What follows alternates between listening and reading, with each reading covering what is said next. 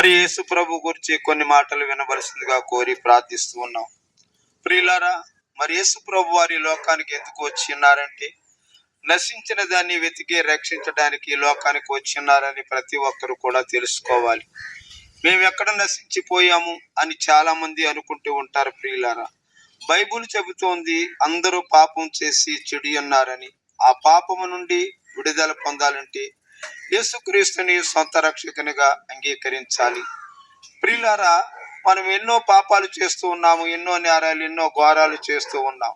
కానీ ఈ లోక న్యాయస్థానం నుండి నువ్వు తప్పించబడవచ్చు, కానీ పరమ తండ్రి అయినటువంటి యేసు ప్రభు ప్రియులారా, మరి ఆ తీర్పు దినాన్న తప్పించుకోలేము.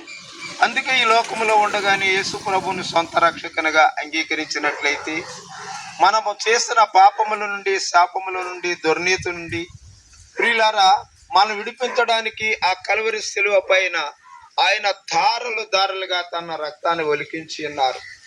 ఎవరైతే పాపులుగా పట్టబడి ఉన్నామో వారందరూ కూడా ఆ శిలువ రక్తములో కడగబడిన వారైతే ప్రియులారా ఆయన ఏర్పాటు చేసినటువంటి ఆ పరలోక రాజ్యానికి చేరుకుంటామని ప్రతి ఒక్కరికి కూడా ఈ మాటల ద్వారా జ్ఞాపకం చేస్తూ ఉన్నాం. ప్రియులారా, నిజమే, త్రాగుడనే పాపము, జోదమనే పాపము, వ్యభిచారం అనే పాపము, దొంగతనం అనే పాపముల నుండి ప్రియులారా, నరహత్య నుండి ప్రియులారా అనేక రకాల పాపాలు మనం చేస్తూ ఉన్నాం.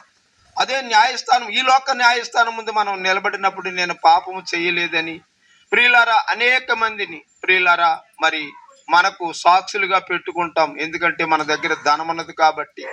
కానీ ఆ దేవుడు తీర్పు తీర్చేటప్పుడు ప్రియులారా అక్కడ ధనవంతుడు భేదవాడు అనే ఉండదు. అందరికీ ఒకే న్యాయము తీర్చే దేవుడు మన యేసు ప్రభువారు. అందుకే మనము ఆయన రక్తములో కడగబడినప్పుడు ప్రియులారా మనందరి పాపములు ఆయన భుజాన్ని వేసుకుని ప్రియులారా మనందరికీ కూడా పాప విముక్తి అంటే ఆ పాపము నుండి విడుదల కలిగించే దేవుడు ఎవరైనా ఉన్నారు అంటే యేసు ప్రభు వారు ఒక్కరు మాత్రమే ప్రియులారా మనకు విడుదల కలిగించే దేవుడని మీరు నమ్మాలి. ఎందుకంటే ప్రియులారా ఆయన మరి అనేక రీతిలుగా మరి వాక్యాన్ని ప్రచురపరిచారు. ఆ గలిలయ ప్రాంతంలో కుంటివారిని, గుడ్డివారిని, మోగవారిని ప్రియులారా అనేకులను స్వస్థపరిచిన దేవుడు మనందరినీ స్వస్థపరిచి ఆ నీతి మార్గంలో నడిపించి ఆ పరలోకము చేర్చాలని ఆయన పిలుస్తూ ఉన్నాడు. ఓ నా కుమారుడా నా తట్టు తిరుగు, ఓ నా కుమార్తె నా తట్టు తిరిగని. ప్రియులారా ఈ మాటలు వింటున్న ప్రతి ఒక్కరు కూడా యేసు ప్రభువుని సొంత రక్షకునిగా అంగీకరించండి.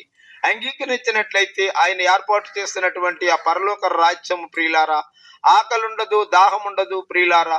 మరి అలాంటి ఆ నీతి రాజ్యంలోనికి మనము చేరాలంటే ప్రియులారా మనము యేసు ప్రభువుని రక్షకునిగా అంగీకరించాలి.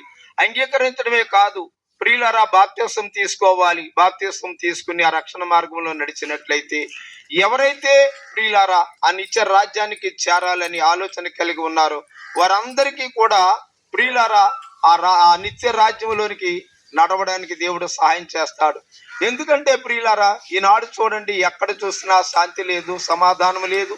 ఏ గృహంలో చూసినా ప్రియులారా మరి భార్యాభర్తలు పడక, కన్నబిడ్డలకి తల్లిదండ్రులు దూరంగా ఉండడం, ఆస్తిల కారణంగా ప్రియులారా మరి కుటుంబాలు విడిపోవడం జరుగుతూ ఉంది. కానీ న్యాయవంతుడు, నీతిమంతుడు, యథార్థవంతుడు అయినటువంటి సత్యదేవుని సత్యవాక్యాన్ని నమ్మి యథార్థంగా మీరు ఆయన అంగీకరించినట్లయితే ప్రియులారా ఆ నీతి రాజ్యములోనికి, ఆ పరలోక రాజ్యములోనికి మనందరినీ కూడా చేర్చడానికి ఆయన ఈ లోకానికి వచ్చి 33.5 సంవత్సరాలు జీవించి 3.5 సంవత్సరాలు అద్భుతమైన సేవ చేసి ప్రియులారా మనందరినీ కూడా ఆయన పిలుస్తూ ఉన్నాడు. ఎవరైతే ఆయన పిలుపుకు లోబడి, ఆయన మాటకు లోబడి ఆయన సొంత రక్షకునిగా అంగీకరిస్తారో వారికి మాత్రమే ఆ పరలోక రాజ్యం అని మీ అందరూ కూడా ఈ మాటలు విన్న ప్రతి ఒక్కరు కూడా గమనించండి. దైవ సేవకులు సుధాకర్ బాబు గారు మరి ఆధ్వర్యంలో, మరియమ్మ గారి ఆధ్వర్యంలో మరి ఈ రాజ్య సువార్త ప్రకటించబడుతూ ఉండగా ప్రతి ఒక్కరు కూడా గమనించండి. మా బిడ్డలు పత్రికలు తీసుకొస్తున్నారు. ఒక తెలియకపోతే ఆ పత్రికలు చదవండి ప్రియులారా. పత్రికలు చదివి యేసు ప్రభువుని సొంత రక్షకునిగా అంగీకరించినట్లయితే మీరు ఆ పరలోక రాజ్యానికి వారసులు అవుతారు. ఎందుకంటే ప్రభు చెబుతా ఉన్నాడు, ఎవ్వరు కూడా ఆ నిత్య నరకాగ్నిలో పడవేయబడకూడదని ప్రియులారా ఆయన చెబుతా ఉన్నాడు. మరి ఆ నిత్య నరకాగ్నిలో ఏముంటదంటే అగ్ని ఆరదు, పురుగు చావదు, నిత్యము యాతనకరమైన స్థలము. యాతనకరమైన స్థలము కాకుండా బంగారు వీధుల్లో మనం తిరగాలి, నిత్యము ఆనందము సంతోషముతో ఉండాలంటే, పరలోక రాజ్యానికి చేరాలంటే యేసు ప్రభు నీ లోకంలో ఉండగానే నీవు నమ్మి బాప్తిసం పొందమని ఈ మాటలు విన్న మీ అందరి కొరకు కూడా చిన్న ప్రార్థన చేస్తూ ఉన్నాను. పరిశుద్ధమైన ప్రభువా, ఇదిగో